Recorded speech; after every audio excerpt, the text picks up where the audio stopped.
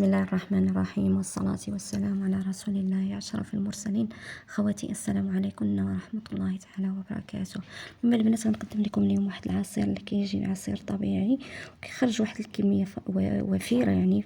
المهم كيجي غزال وزوين، وطبعا كديروا بالنكهه اللي بغيتو نتوما. المهم البنات كنتمنى هاد الوصفه يعني تجربوها يعني وغتنفعكم في هاد الشهر هذا، لان فعلا تستحق التجربه. عصير اللي كيجي طبيعي وزوين وطبعا ومفيد.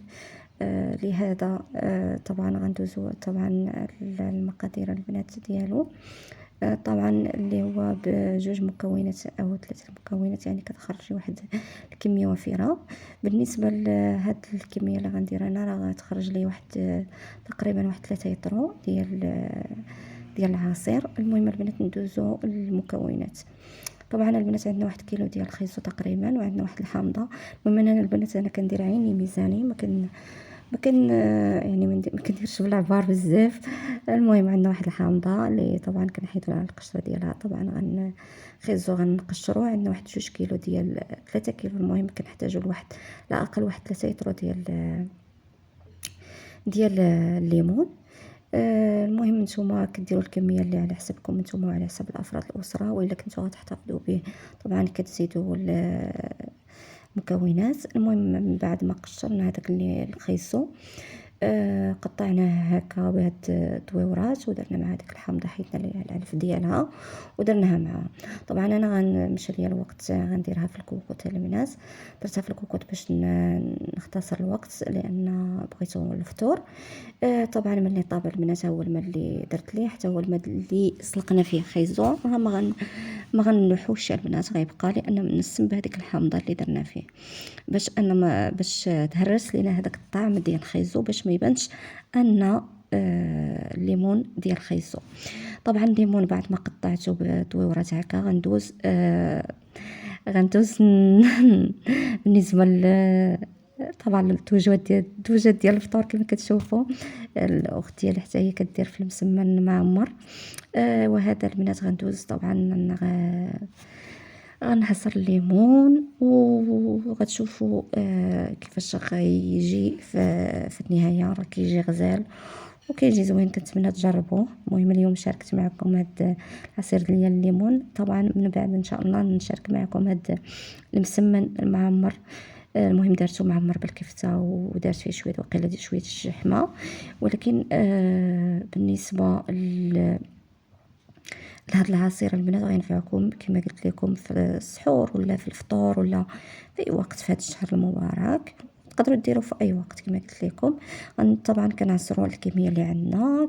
نتوما تعصروا باليد ولا تعصروا باي طريقه بغيتو، كتكملوا الكميه اللي عندكم.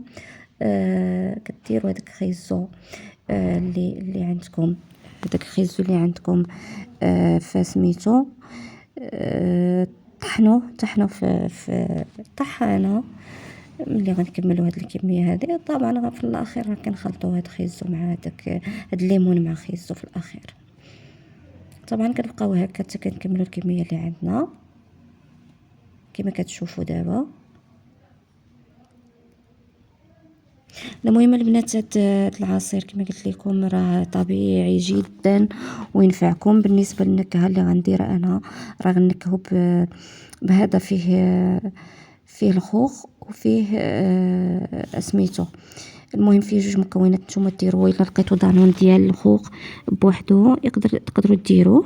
انا هذا مخلط ما بين هذاك مشات ليا سميتو، والله حتى مشات ليا سميتو والخوخ. وتقدروا ديروا ديال المون، تقدروا ديروا اي نكهه نتوما كتفضلوها. طبعا كما قلت لكم هذاك الماء اللي سلقنا فيه خيزو راه ما غنحيدوش البنات.